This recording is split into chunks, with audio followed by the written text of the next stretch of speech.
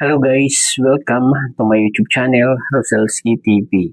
Andito po tayo para mag-reaction sa isang vlog ni Kalinga Prab. Ito po ay yung vlog niya sa bago niyang natuklasan na tutulungan. Siya po si Nika. In-refer ito ni Super Mac kay Kalinga Prab para lubusan ng matulungan. Kasi iisa na po siya sa buhay, wala na ang kanyang mga magulang at sa lola na lang siya nakatira. At ito po, umpisahan na po natin. Hello po, ate. Dito na ka. Talaga yung mesa. Ang galing ko pa sa school ah. Ano pa nag-exam? Ano pangalan mo? Nika. Nika? Nika? Nikalin? Nika? Pwede na Nika na lang. Ilan taong ka? 16. So, ito yung bahay niya? Okay. Pwede makipasok? Sige po. Ano po guys? Pasok tayo. Grabe. Wow. Ay, bless po, Lola. Ay po yung Lola. Bless po. Grabe, hindi na ako nakapasok sa ganitong klase ng bahay. Grabe masyadong masikip doon sa kanilang bahay. At parang dalawa lang sila ng kanyang lola doon. Grabe naman, nakakaawa itong si Nika. Isa siyang 16 years old na estudyante. At idiretso pa po natin. Buti tuloy naman pag-aaral mo. Sino pag-aaral sa'yo? Lola ko po. Lola mo?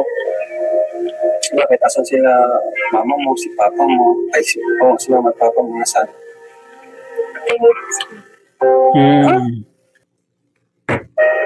Bakit namatay? Alam mo. Lagay mo lang. Mama mo yun. Ano nangyari? Hindi ka ba lumaki sa kanya? So, paano nalaman na patay ng mama mo? Kinikwento na lang po sa akin ng lola. Ay, ibig sabihin, talagang lumaki ka na walang magulang. Grabe, yung papa mo. Hindi rin po alam. Buti na lang. Hindi mo sila nakita talaga. Grabe naman pati yung papa niya, hindi niya kilala. Grabe. Siguro pagka matay nung nanay niya ay iniwan na siya ng kanyang tatay diyan. At maliit pa siguro siya kaya hindi niya nakilala yung kanyang tatay. Pambihira.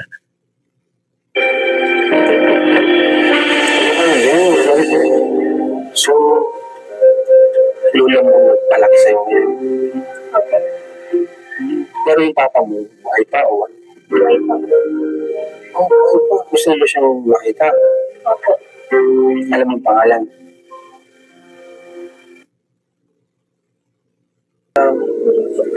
Picture, tsura, hindi rin. So, kumusta ka naman? Malungkot. Siyempre nakakalungkot talaga yan kasi wala siyang nawalan na siya ng nanay tapos iniwanan pa siya ng kanyang tatay. Grabe at talagang dapat lang natulungan siya at buti na lang nakita ni Super Mac itong batang ito na talagang nangangailangan ng tulong at inilapit niya kay Kalinga Prab. At siguro masaya siya ngayon dahil natagpuan siya ng Kalingap po. At idiretso po natin. Bakit?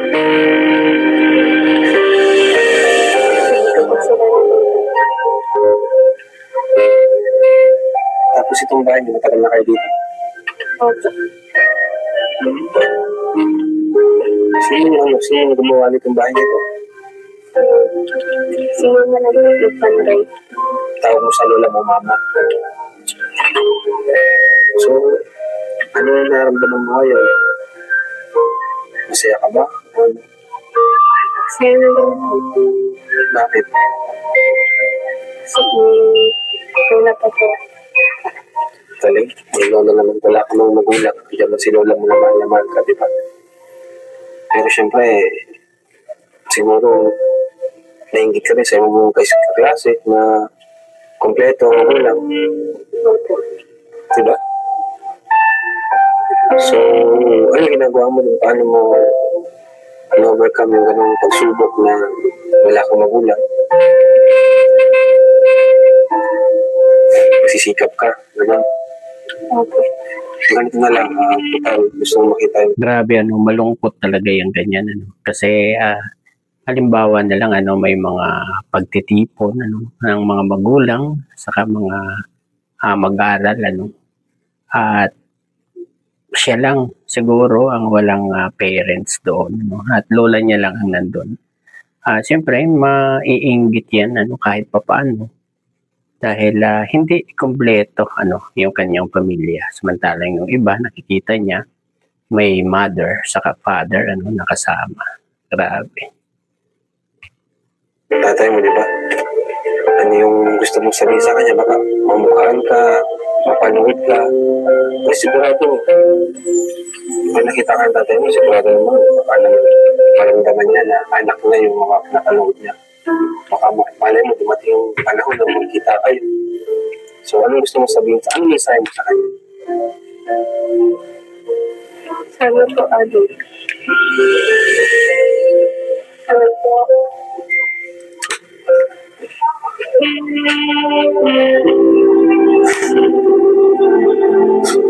Grabe guys, nakakapaluha, Nakakapaluha pag ganito ang bata, na bigla na lang siyang luluha, Grabe, nakakaawa itong si Nika, Buti na lang talaga, matutulungan na siya ni Kalinga Prab,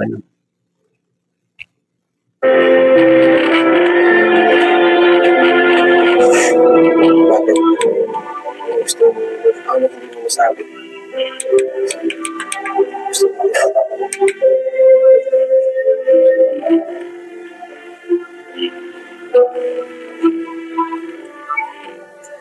kasi siya ngayon nila, hindi mo alam kung saan.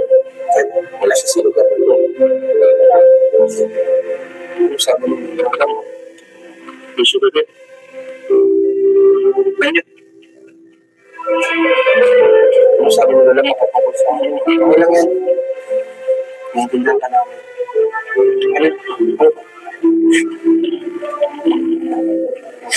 Ito lang. Grabe, talaga si Kalinga Prab, Sobrang bait talaga niya, Ewan ba naman sa mga naninira pa, kay Kalinga Prab, nakita nila, na kapintasan dito kay Kalinga Prab at talagang sinisiraan pa yung mga bashers, Tingnan nyo naman, di ba, siya mismo ang nagpupunas ng luha ni Nika. Ang bihira.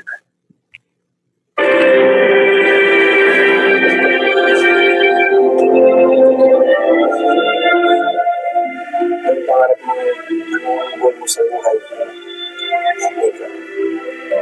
Ano pangarap mo sa buhay? hindi po makapunta sa pag-aaral. Para po maliit po yung bahay namin. Magkatagundalo po kami. How about sa lola mo, nagpalaki sa'yo, yung mensahe mo sa kanya? Kasi hirin-hirin pagpapalaki sa'yo. Kung gusto mong sabihin sa lola mo. Salamat po sa lahat. Kahit wala po ako nung bigyan po siya.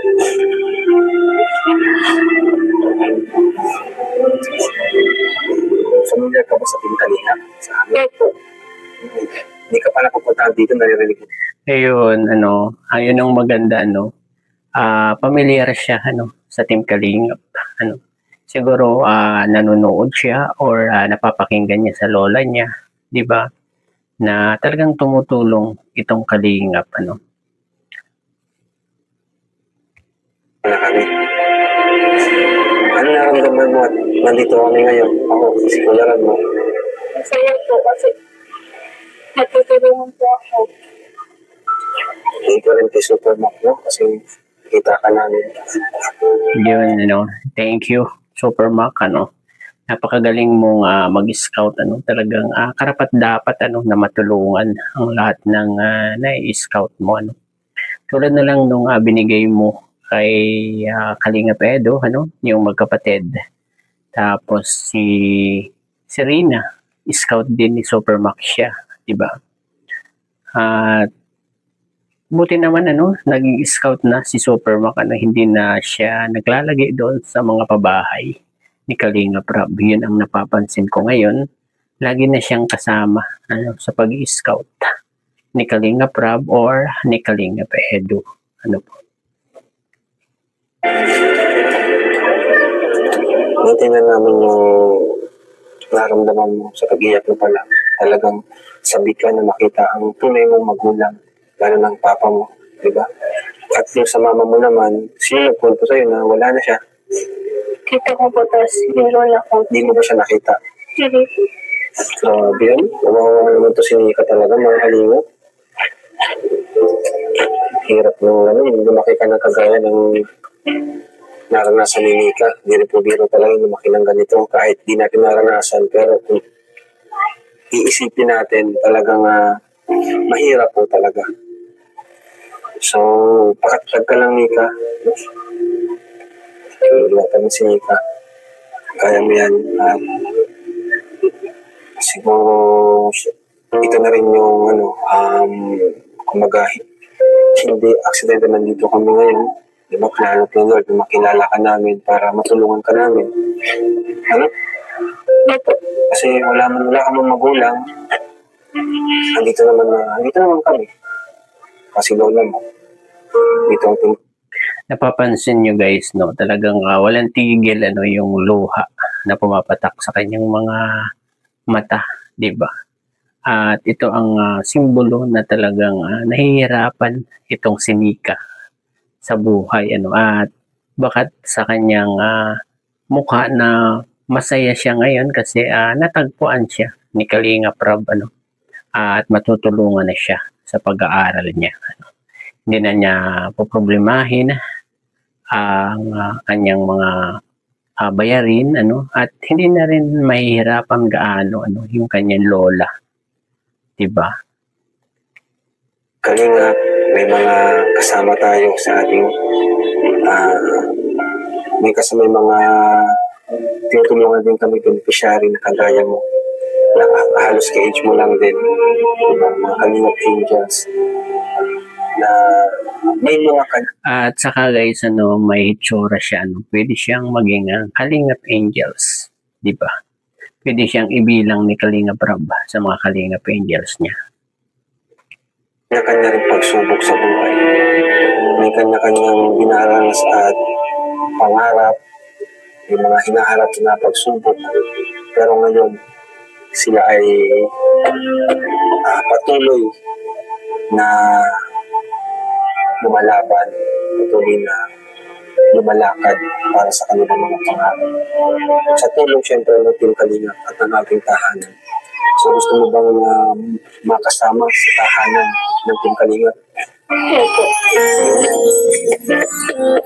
Ayun, payag siya na mapasama sa Team Kalingap. Siguro isasama na ito ni Kalingap Rab sa mga Kalingap Angels, kasi 16 years old pa lang siya, di ba? Bata pa.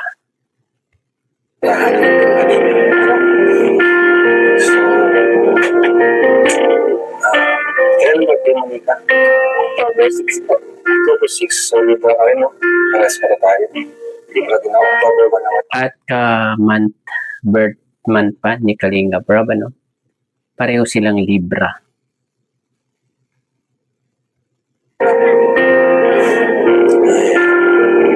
Basta yun, una yung pag-aaral mo. Siyempre, yan, iwas tayo sa mga mga bisyo. Diba? Yung Kalingap ng bisyo. Dapat focus sa pag-aaral. And, yun, grabe, nakalungkot lang yung nangyayari sa'yo. na di namin lubos sa kalayan sa lugar na ito. Believe kasi ito no? Kung hindi ka pupuntahan, di makikita itong bahay. Meron talaga mga kalingap mo. Kaya importante yung mga scouter natin para hanapin yung mga kagaya ni Nika. Ayan, salamat kay Supermac at nakita niya si Nika na karapat dapat talagang matulungan ni Kalingap Rap. Paano na tutustusan mo mga pambaon? Sino talaga lalo po siya nagdadala siya kayo pa tayo. Talagang walang si Lola. Lola, ito po Lola. Lola, magandang... At ayan guys, yung lola naman ang kakausapin ni Kalingap Rap para malaman kung ano talaga ang kwento kung ba't nasa kanya itong si Nika. Po? Hapon po. Grabe pala po, ramdam namin yung kalungkutan ni Nika sa kanyang mga sinabi. So, Lola, first of all po, maraming salamat po sa pagpapalaki sa kanya. Hindi niyo po pinabayaan si Nika. Kahit wala yung mga magulang niya. Kahit po ba Lola, may idea po ba kayo kung nasaan yung papa niya para makita po niya? Makita sila. Alam ko po, nung nagpunta po kami ng Quezon, sabi nasa Lucena daw po. Tapos, ang gusto daw po, kami pa ang pupunta doon. Ay, sabi, Nasa Lucena? sa Pulo. Pero kilala mo naman sa mapa. Kilala ko. Kilala mo naman pala. So, possible pala na magkita sila, Kasi kilala naman pala ni Lola. So, Lola, ano pangalan niyo po? Lilibet. Lola Lilibet, ano po yung pakiramdam ni Lola na napalaki niyo si Nika ng ganito pero may kulang sa kanya. Paano po siya pinapalakas? Siya naman po ay sinasabihan ko rin na, maski tayo ay naghihirap, kailangan makatapos na ng pag-aaral ng tiyaga-tiyaga. Dahil kita mo naman ako kung ano ginagawa ko para mapagsikapan ko ikaw na makatapos. Kung May mga araw ba na halos wala kong maibigay sa kanya? Ay, talaga, totoo po yun na pag sabihin naman po niya sa akin na maglalakad na lang ako mamamang, kukuha na lang ako bago ng kain. Grabe yan. Talaga nga naglalakad lang talaga siya papunta ng school. Grabe ang sakripisyo nitong batang to. At saka si Lola, full support lang talaga siya sa kanyang apo para makatapos, para maitaguyod niya yung pag-aaral ng kanyang apo. Grabe ito si Lola. Deserve talaga mga kalingap ni Nika ang pagkalinga natin. Yes. Tapos pag minsan po naman hindi mawibigyan ko na po siya ng halagang 50 pesos. Yun. Sabi niya, Mama, pinapupun. Ito na ako mga pinakain ng nanay sa eskwela ko. Kaya sabi ko na, Kasi naman yan, pinutulong sa kanya. may tumutulong din po sa kanya na daw po nagtatrabaho daw po niya sa PPP sa munisipyo. Sabi ko niyo kung ano yung trabaho sa kanila. Tulungan niya na. Tinutulungan din po siya ng mga ka-eskwela. Gusto naman po yung sa pag-aaral po ni Nika, talaga masipag naman po mag-aaral. Masipag naman po siya mag-aaral. Yung pangarap mo. Kaya po sinasabi ko. At yun yun ang importante, masipag siyang mag-aaral, At kapag masipag mag-aaral ang isang bata, ay sure na makakatapos yan, Sa kanya, magsikap kaning tayo lang, sa kasi yung yun lang, tayong tatlo. Tapos ito na nga po sila, may mga anak dito ako nakapisan dito sa kami nag-aaral din. May nag-aaral din. Minsan nakakabigay din naman sila. O paano? Eh, nagtatsili din po ako na maganaganay ko lang sa loob ng bahay. Para sa kanya din naman yung ginagawa. Kasi ko nga sa kanya, ikaw malala mo, ikaw ay lumaki dito sa atin na ikaw ay solo laang. Ngayon sa'yo ko marami. Siyempre may naalagaan na din ako. Sige, tiyaga ka. sino pa po yung mga natira dito sa bahay? Yung isa ko pong anak na May anak ka? Yung, babae. sino pa ba yung anak niya? Yung mama niya o yung papa niya? Yung mama niya yung Mama namatay? niya. Yung matay yung anak niya po. Siya ay 3 buwan pa Bata lang. pa, no? So, parang bata pa po kayo. Bata pa po kayo. 61 na ako. Isa no, may kamukha siyang artista, no? Si Nika. Kamukha siya ni Beth Tamayo. Ano? Di ba? Maganda siya. Kahit sa pagkain, sa baon, kinukulang pa rin talaga. Talaga kung nagagawin ako'y awa din yan sa batang yan. Masipag naman mag-aaral. Ano po? So, dahil nabanggit niyo po, Lola, andito po kami, Team Kalingap, si Kuya Rab, si Kuya Bal, at ang Team Hagibis. Nanay, kilala niyo po kami. Kaya ba naman po, yung kinikwento din niya sa akin ay wala naman. Hindi na Kinikwento niya na pangarap mo rin bang mga puntahan talaga, no? Naisip mo na sana mapuntahan ka namin, ano? Ito yung nangyari sa mama po niya. pinauwi ko siya noon at nag-anak na nga dito. Sabi nila, parang iba daw nga ang buwan. Dahil nga ganay na termi daw namang iwan-iwan ng asawa. Isa Ilan taon po ba yung mama niya na namatay? 16. Grabe grabe 16 years old nung namatay at 16 years old na siya, nagkaanak na siya sa 16 years old at si Nika yung anak. Pambihira Tapos, ano po nangyari? Hindi, yun naman. Nag-uwi na, pinauwi kasama yung tiyahin mong asawa. Di kinuha ko naman siya dun sa tiyahin mong asawa. Dala-dala nga ito. Ako na ang nag-alaga. Sabi niya, Mama, magkukuhan mo na ng tatarbaho. Ang nagtarbaho siya dun sa kuhanan ng yun sa mga buhay-buhay. Kadad niya, pati na ngayon, kadad na ngayon. Tapos, Kasi, kung ilang taon na din po siya, ilan din po ang kuha niya. Edad niya na dinadis. Yung 16 na 17 na din po siya. ano nangyari po? Hindi, yung po, nag-bigti siya. Grabe guys, grabe ang kasaysayan nitong si Nika, guys. Nagtatayuan ang aking mga balahibo sa braso sa narinig ko kay Lola na nagbigti pala itong nanay ni Nika. Pambira. Bantayan niyo po palagi siya. Eh, talagang binabantayan ko at ang aking natatakot ako kasi nangyari din yung nangyari sa buwan niya dahil sa hirap namin. Baka sa ito mangyari din dito sa apo ko, huwag naman ang sa kanya sa akin. Ito na yun ang nangyari. Dahil talagang kasi ang sabi ko sa kanya, Alin, hindi ko naman ikaw pinababayaan. Sabi ko kanya, huwag kang mag-iisip ng kung ano, tingnan mo na nga, sabi ko, ako, hanggat hindi ka nadating, hindi ako natigil. Pero pag alas 5 naman, nadyan na siya pag dadating ng alas 5. Siguro kanini magkukunat ako na nanubso. Hindi naman siya nagpapaamot. Grabe nagkaroon na rin ng phobia si nanay. Naiisip din niya na baka gawin ni Nika yung ginawa ng kanyang nanay dahil sa kahirapan. Grabe naman ang kasaysayan nitong si Nika, At salamat kay Supermac at inirefer niya ito kay Kalinga Prab at nalaman natin yung kanyang istorya ng buhay dito kay nanay. Kasi madilim ko man. Talagang pag ko naman, sinasamahan naman siya ng pa-eskwela niya. At siya naman po ang kailangan. Ako. Kamukha niya ako. May kamukha niya sa sa mga angels.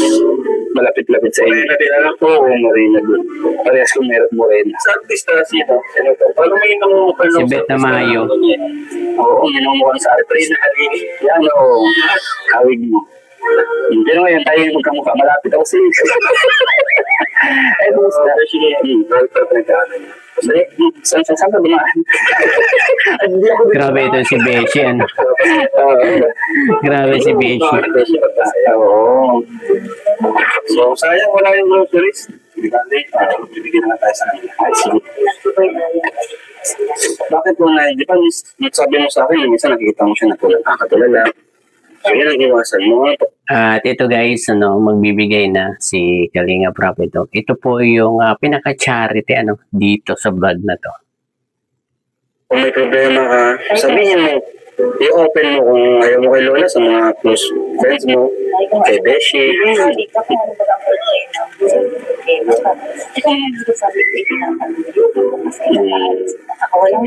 Ngayon, alam mo, makakatulong sa kanya yung samahan ng mga Kalingap PSLs. Maganda yun kasi sila nag-open sila eh. Meron siya ng mga bagong kaibigan na mga kausap. Meron kang po sa tahanan. Tahanan. Oo. Matawag sa cute yung tumawa. Nasaan? Ang bihira na si... Nasa looban din po. Ang bihira. May biyaya po kami inihatid po para sa kanya na makakatulong po sa kanyang pag-aaral at sa mga kailangan po niya dito. So, kaya kami ganito. So, ito, mula sa ating Kalingap. 1, 2, 3, 4, 5, 6, 7, 8,000 pesos.